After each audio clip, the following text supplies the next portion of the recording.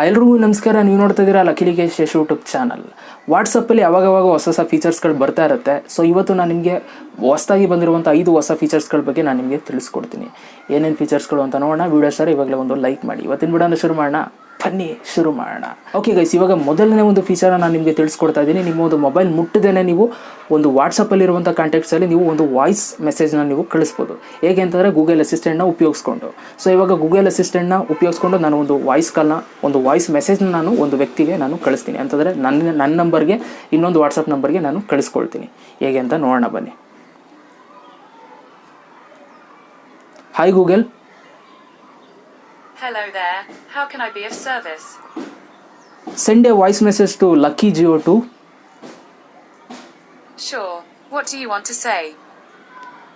ಕಾಲೆಳಿಲೇಬೇಕು ಅಂತ ಕಾಂಟ್ರವರ್ಸಿ ಮಾಡೋರು ಬೇಡ ಅಂದರೆ ಬಿಟ್ಟರೇನಿಲ್ಲ, ಮಾಡಲಿ ಬಿಡ್ಲ.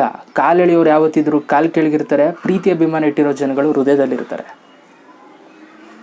ಓಕೆ, ಸೊ ಇವಾಗ ನಾನು Do you want to record it again or just send it?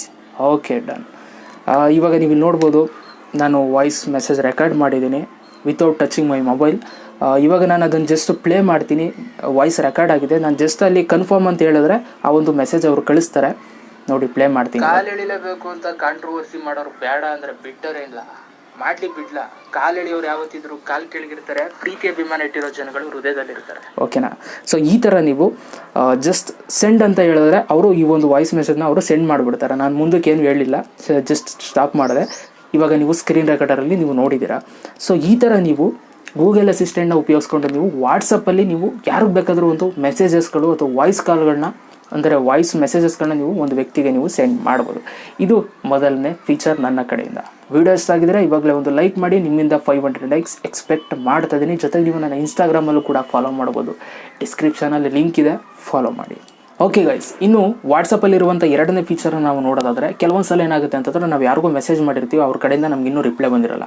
So ಮೊಬೈಲ್ನ ಲಾಕ್ ಮಾಡಿಬಿಟ್ಟು ಇಟ್ಬಿಟ್ಟು ಹೋಗಿರ್ತೀವಿ. ಅವಾಗ ಯಾರೋ ನಮ್ಮ ಮೊಬೈಲ್ ಈಸ್ಕೊಂಡಿರ್ತಾರೆ. ಸೊ ಅವ್ರು ಏನಾದ್ರು ರಿಪ್ಲೈ ಮಾಡಿದ್ರೆ ಲಾಕ್ ಮಾಡಿದ್ರು ಕೂಡ, ಸ್ಕ್ರೀನ್ ಲಾಕ್ ಮಾಡಿದ್ರು ಕೂಡ ಮೇಲ್ಗಡೆ ತೋರಿಸ್ಬಿಡುತ್ತೆ ಇಂಥವ್ರಿಂದ ಈ ಥರ ಒಂದು ಮೆಸೇಜ್ ಕಳಿಸಿದ್ದಾರೆ ಅಂತ. ಆ ಥರ ಒಂದು ಮೆಸೇಜು ನಿಮಗೆ ತೋರಿಸ್ಬಾರ್ದು. ಜಸ್ಟ್ ಮೆಸೇಜ್ ರಿಸೀವ್ ಆಗಬೇಕು ಅಂತಂದರೆ ನಾನು ಹೇಳುವಂಥ ಒಂದು ಸೆಟ್ಟಿಂಗ್ನ ನೀವು ಆನ್ ಮಾಡ್ಕೋಬೇಕಾಗುತ್ತೆ. ಯಾವುದಪ್ಪ ಒಂದು ಸೆಟ್ಟಿಂಗ್ ಅಂತಂದರೆ, ಫಸ್ಟು ನೀವು ವಾಟ್ಸಪ್ನ ಓಪನ್ ಮಾಡಿಕೊಂಡು ವಾಟ್ಸಪ್ಪಲ್ಲಿ 3 ಡಾಟ್ ಲೈನ್ ಮೇಲೆ ನೀವು ಕ್ಲಿಕ್ ಮಾಡಿ, ಅಲ್ಲಿ ಸೆಟ್ಟಿಂಗ್ಸ್ ಮೇಲೆ ಕ್ಲಿಕ್ ಮಾಡಿ. ನೆಕ್ಸ್ಟು ನೀವು ಅಕೌಂಟ್ ಮೇಲೆ ನೀವು ಕ್ಲಿಕ್ ಮಾಡಬೇಕಾಗುತ್ತೆ. ಅಕೌಂಟ್ ಮೇಲೆ ನೀವು ಕ್ಲಿಕ್ ಮಾಡಿದ ತಕ್ಷಣ ನಿಮಗೆ ಅಲ್ಲಿ ಒಂದು ಫಿಂಗರ್ ಪ್ರಿಂಟ್ ಅಂತ ಒಂದು ಆಪ್ಷನ್ ಬರುತ್ತೆ. ಫಿಂಗರ್ ಪ್ರಿಂಟ್ನ ನೀವು ಎನೇಬಲ್ ಮಾಡ್ಕೊಂಡಿರಬೇಕು. ಎನೇಬಲ್ ಮಾಡ್ಕೊಂಡಿಲ್ಲ ಅಂತಂದರೆ, ಎನೇಬಲ್ ಮಾಡ್ಕೊಂಡ್ಮೇಲೆ ನಿಮ್ಗೆ ಅಲ್ಲಿ ಕೆಳಗಡೆ ಒಂದು ಆಪ್ಷನ್ ಇರುತ್ತೆ, enable show content in notification ಅಂತ ಅಂದ್ಬಿಟ್ಟು. ಸೊ ಅದನ್ನು ನೀವು ಆಫ್ ಮಾಡ್ಕೋಬೇಕು. ಆನಲ್ಲಿರುತ್ತೆ, ಆಫ್ ಮಾಡ್ಕೋಬೇಕು. ಆಫ್ ಮಾಡಿಕೊಂಡ್ರೆ ನೀವು ಸ್ಕ್ರೀನ್ ಲಾಕ್ ಮಾಡಿದರೆ, ಯಾರಾದರೂ ಒಂದು ಮೆಸೇಜ್ ಮಾಡಿದ್ರೆ ವಾಟ್ಸಪ್ಪಲ್ಲಿ ಆ ಒಂದು ಮೆಸೇಜ್ ಅವ್ರು ಏನು ಮಾಡಿದ್ದಾರೆ ಅಂತ ತೋರಿಸಲ್ಲ, ಬಟ್ ಮೆಸೇಜ್ ರಿಸೀವ್ ಆಗಿದೆ ಅಂತ ತೋರಿಸುತ್ತೆ. ಓಕೆ, ಅಲ್ಲಿಗೆ ನೀವು ಸೇಫ್. ನಿಮ್ಮ ಮೆಸೇಜು ಯಾರು ಏನು ಮಾಡಿದ್ದಾರೆ ರಿಪ್ಲೈ ಅನ್ನೋದನ್ನ ಯಾರು ಕೂಡ ನೋಡೋದಕ್ಕಾಗಲ್ಲ. ಓಕೆ, ಸೊ ಇದು ನನ್ನ ಕಡೆಯಿಂದ ಎರಡನೇ ಫೀಚರ್ ನಿಮಗೋಸ್ಕರ. ಓಕೆ, ಸೊ ಇನ್ನು ಮೂರನೇ ಫೀಚರ್ಗೆ ಹೋಗೋಣ. ಮೂರನೇ ಫೀಚರ್ ಏನಪ್ಪ ಅಂತಂದರೆ, ಇವಾಗ ನೀವು ವಾಟ್ಸಪ್ಪಲ್ಲಿ ತುಂಬ ಒಂದು ಮೆಸೇಜಸ್ಗಳು ಮಾಡಿರ್ತೀರ, ಯಾರ್ಯಾರು ಏನೇನೋ ಮೆಸೇಜಸ್ಗಳನ್ನ ಮಾಡಿರ್ತೀರ. ಸೊ ನೀವು ಒಂದು ಸರ್ಚ್ ಆಪ್ಷನ್ ಇದೆ ವಾಟ್ಸಪ್ಪಲ್ಲಿ. ವಾಟ್ಸಪ್ ಓಪನ್ ಮಾಡಿದ ತಕ್ಷಣ ಮೇಲ್ಗಡೆ ಒಂದು ಸರ್ಚ್ ಸಿಂಬಲ್ ಇರುತ್ತೆ. ಅಲ್ಲಿ ನೀವು ಮೊದಲು ಬರೀ ಮೆಸೇಜಸ್ಗಳನ್ನ ಮಾತ್ರ ನೀವು ಸರ್ಚ್ ಮಾಡ್ಬೋದಿತ್ತು. ಏನಾದರೂ ಇವಾಗ ಯಾರಿಗೋ ಏನೋ ಹಾಯ್ ಅಂತ ಕಳಿಸಿರ್ತೀರ, ಹಾಯ್ ಅಂತ ಸರ್ಚ್ ಮಾಡಿದ್ರೆ ಯಾರಿಗೆಲ್ಲ ಹಾಯ್ ಅಂತ ಕಳಿಸಿದ್ರೆ ಅನ್ನೋದೆಲ್ಲ ತೋರಿಸ್ಬಿಡ್ತಿತ್ತು. ಇವಾಗ ನಿಮಗೆ ಎಲ್ಲ ಥರನೂ ತೋರಿಸುತ್ತೆ. ಫೋಟೋಸ್, ವೀಡಿಯೋಸ್ ಎಲ್ಲನೂ ಕೂಡ ತೋರಿಸುತ್ತೆ. ಸೊ ಇದರಿಂದ ಏನಾಗುತ್ತೆ ಅಂತಂದರೆ, ನೀವು ಯಾರ್ಯಾರಿಗೆ ಏನೇನು ಕಳಿಸಿದಾರ ಫೋಟೋಸ್, ವೀಡಿಯೋಸ್ ಅನ್ನೋದನ್ನ ನೀವು ಅಲ್ಲಿ ಜಸ್ಟ್ ಅಲ್ಲಿ ಒಂದೇ ಟ್ಯಾಪಲ್ಲಿ ನೀವು ನೋಡ್ಕೋಬೋದು. ಇದು ವಾಟ್ಸಪ್ಪಲ್ಲಿರುವಂಥ ಒಂದು ಹೊಸ ಫೀಚರ್, ಮೂರನೇ ಫೀಚರ್. ಓಕೆ, ಸೊ ಇನ್ನು ನಾಲ್ಕನೇ ಫೀಚರ್ಸ್ಗೆ ಹೋಗೋಣ. ತುಂಬ ಜನ ಗೊತ್ತಿರುತ್ತೆ ಅಂತ ಅಂದ್ಕೊಳ್ತೀನಿ. ಏನಂತಂದರೆ, ಇವಾಗ ತುಂಬ ಜನ ನಿಮಗೆ ಏನಾದರೂ ನೀವು ಒಂದು ಸ್ಟೇಟಸ್ ಹಾಕ್ದಾಗ ಈ ಸ್ಟೇಟಸ್ ಕಳಿಸು ನನಗೆ, ಈ ಸ್ಟೇಟಸ್ ಕಳಿಸು ನನಗೆ ಅಂತ ಹೇಳ್ತಿರ್ತಾರೆ. ಸೊ ಅಂಥ ಸಮಯದಲ್ಲಿ ನೀವು ಎಲ್ಲ ಹೋಗ್ಬಿಟ್ಟು ಎಲ್ಲಿರುತ್ತೆ ಆ ಸ್ಟೇಟಸ್ಸು ಅಲ್ಲಿ ಹೋಗಿ ನೀವು ಸೆಂಡ್ ಮಾಡ್ಕೊಂಡು ಕಟ್ ಮಾಡೆಲ್ಲ ನೀವು ಕಳಿಸೋಬೋದು. ನೀವು ಏನು ವಾಟ್ಸಪ್ಪಲ್ಲಿ ಸ್ಟೇಟಸ್ ಹಾಕಿರ್ತೀರ ಆ ಒಂದು ವಾಟ್ಸಪ್ನ ಓಪನ್ ಮಾಡಿಬಿಟ್ಟು, ನಿಮ್ಮ ಒಂದು ಸ್ಟೇಟಸ್ನ ಓಪನ್ ಮಾಡಿಬಿಟ್ಟು ಅದನ್ನು ನೀವು ಹಿಂಗೆ ಶೇರ್ ಮೇಲೆ ಕ್ಲಿಕ್ ಮಾಡಿ ನಿಮ್ಮ ಒಂದು ಫ್ರೆಂಡ್ಸ್ಗಳಿಗೆ ನೀವು ಯಾರು ಕಳಿಸೊಂದಿರ್ತಾರೆ ಅವ್ರನ್ನ ಸೆಲೆಕ್ಟ್ ಮಾಡ್ಕೊಂಡು ಸೆಂಡ್ ಮಾಡೋರ ಮುಗೀತು. ಅದು ಎಲ್ಲಾದರೂ ಇರಲಿ ವಿಡಿಯೋ, ಡೈರೆಕ್ಟ್ ಆ ವಿಡಿಯೋನೇ ಅವ್ರಿಗೆ ಹೋಗಿ ತಲುಪಿರುತ್ತೆ.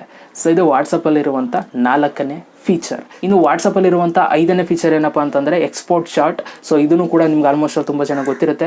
ಯಾರಾದರೂ ನಿಮ್ಮ ಜೊತೆ ಏನಾದರೂ ಚಾಟ್ ಮಾಡಿರ್ತಾರೆ, ಅದನ್ನು ನೀವು ನಿಮ್ಮ ಒಂದು ಫ್ರೆಂಡ್ಸ್ಗಳ ಜೊತೆ ನೀವು ಶೇರ್ ಮಾಡಬೇಕು. ಅದನ್ನು ಯಾರಿಗೂ ನಿಮ್ಗೆ ಗೊತ್ತಿರೋರ ಜೊತೆ ಈ ಥರ ಒಂದು ಚಾಟ್ ಮಾಡಿದ್ದಾರೆ ಅಂತ ನೀವು ಅದನ್ನು ತೋರಿಸ್ಬೇಕು ಅಂತಂದರೆ, ಜಸ್ಟ್ ನೀವೇನು ಮಾಡಬೇಕಾಗಿಲ್ಲ, ಯಾರು ಚಾಟ್ ಮಾಡಿರ್ತಾರೆ, ಯಾರು ಚಾಟ್ನ ನೀವು ಕಳಿಸ್ಬೇಕು ಅಂದ್ಕೊಂಡಿರ್ತಾರೆ ಅವರ ಒಂದು ಚಾಟ್ನ ಓಪನ್ ಮಾಡಿಬಿಟ್ಟು 3 ಡಾಟ್ ಲೈನ್ ಮೇಲೆ ಕ್ಲಿಕ್ ಮಾಡಿಬಿಟ್ಟು ಅಲ್ಲಿ ಎಕ್ಸ್ಪೋರ್ಟ್ ಮೋರ್ ಮೇಲೆ ಫಸ್ಟ್ ನೀವು ಕ್ಲಿಕ್ ಮಾಡಬೇಕು. ಮೋರ್ ಮೇಲೆ ಕ್ಲಿಕ್ ಮಾಡಿದ್ರೆ ಅಲ್ಲಿ ಎಕ್ಸ್ಪೋರ್ಟ್ ಅಂತ ಬರುತ್ತೆ. ಎಕ್ಸ್ಪೋರ್ಟ್ ಅಂತ ಕ್ಲಿಕ್ ಮಾಡಿದ್ರೆ ಇನ್ಕ್ಲೂಡ್ ಮೀಡಿಯಾ ಅಂತಲೂ ಕೇಳುತ್ತೆ. ಅಂತ ಅಂತಂದರೆ ನೀವು ವಿತ್ ಫೋಟೋಸ್ ಎಲ್ಲ ನೀವು ಕಳಿಸ್ಬೇಕು ಅಂತಂದರೆ ಸೆಲೆಕ್ಟ್ ಮಾಡ್ಕೊಳ್ಳಿ. ಅವೆರಡರಲ್ಲಿ ಯಾವ್ದಾದ್ರು ಸೆಲೆಕ್ಟ್ ವಿತೌಟ್ ಮೀಡಿಯಾ ಸೆಲೆಕ್ಟ್ ಮಾಡಿದ್ರೆ ಬರೀ ಮೆಸೇಜಸ್ಗಳು ಮಾತ್ರ ಹೋಗುತ್ತೆ. ಅದನ್ನು ಸೆಲೆಕ್ಟ್ ಮಾಡಿಕೊಂಡು ನೀವು ವಾಟ್ಸಪ್ ಅಥವಾ ಜಿಮೇಲ್ ಯಾವುದ್ರ ಮುಖಾಂತರ ನೀವು ಕಳಿಸ್ಕೋಬೋದು. ಸೊ ಈ ಥರ ಇದೆ ವಾಟ್ಸಪ್ಪಲ್ಲಿ ಇರುವಂಥ 5 ಹೊಸ ನ್ಯೂ ಫೀಚರ್ಸ್ಗಳು. ಸೊ ಎಲ್ಲ ಒಂದು ಫೀಚರ್ಸ್ಗಳು ನಿಮ್ಗೆ ಇಷ್ಟ ಆಗಿದೆ ಅಂತ ಅಂದ್ಕೊಡ್ತೀನಿ. ಇಷ್ಟ ಆಗಿದ್ರೆ ಇವಾಗಲೇ ಒಂದು ಲೈಕ್ ಮಾಡಿ, ಜೊತೆಗೆ ಈ ಒಂದು ವಿಡಿಯೋನ ನಿಮ್ಮ ಒಂದು ಫ್ರೆಂಡ್ಸ್ಗಳ ಜೊತೆ ದಯವಿಟ್ಟು ಶೇರ್ ಮಾಡ್ತೀರಾ ಅಂದ್ಕೊಂಡು ವಿಡಿಯೋ ಮುಗಿಸ್ತಾ ಇದ್ದೀನಿ. Thank you so much. ಮತ್ತೆ ಸಿಗ್ತೀನಿ. ಎಲ್ಲರಿಗೂ ಬಾಯ್. ಜೈ ಹಿಂದ್. ಒಂದೇ ಮಾತರಂ.